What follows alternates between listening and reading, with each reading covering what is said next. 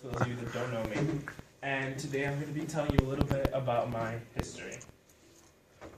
Alright, so for those of you that can't figure it out, this is the island of Manhattan. It's where I was born and raised, in a small neighborhood called Washington Heights, all the way up here.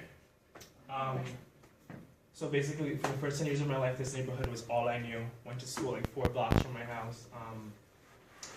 I went to a small private Catholic school for 8 years. It was very strict, very regimented, and basically it just wasn't for me. So as I got older, my parents refused to let me change schools. They thought it was the best option for me, and I started doing worse.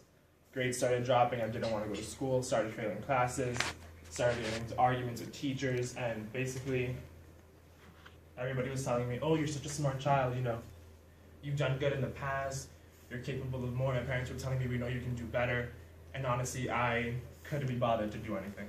I thought that these grades that were in front of me were all that I was and all that I could do, and the more that I tried to do better on these tests and the homework and the classes, it seemed that the worse that I did and just the less motivation I had. So when it came time to apply for high schools, I really didn't care where I ended up. I didn't care if I got into a good high school because everybody was telling me, you know, you don't have the grades to get into a good high school, so you're probably not going to get into a good college. And to me, that was just like, what's the point, you know?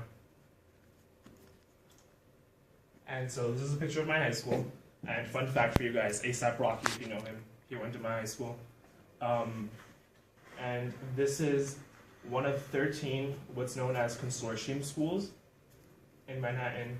And these schools are basically different from all the others of the Board of Education because they aren't required to take Regents. And that was one of the best options for me, honestly, because I hate tests. And as soon as I heard I don't have to take Regents, I was there. I was like, sign me up. And going into this school, I really had no expectations. I thought it was just going to be easy, you know, no tests, I'll just breeze through, you know, get into whatever college, stay in the city. But going into it, I learned that it was way more than that. I basically entered a whole new academic system. And with this kind of school, they judge you more on you instead of your grades. And what they do is they require you to complete portfolios for each and every subject that you take. And for each and every portfolio that you complete, it's a collection of essays, presentations, projects, assignments, interviews with teachers, and they judge you more on your abilities, your skills, and your knowledge, more than just the tests and the homework and what you're capable of on paper. And doing this to me really showed me that I wasn't stupid, that I wasn't just messing up in school for me being me. It was just that I wasn't being judged the right way. And I learned that you are more than just a score, you're more than just a number, more than just a GPA, more than just your class rank or a number on a piece of paper. So, you know, when you do bad on a test or do bad on an essay, you shouldn't be discouraged.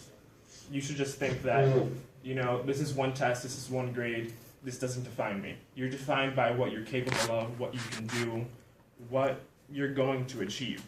So you shouldn't let things like a grade bring you down because you have so much more ahead of you.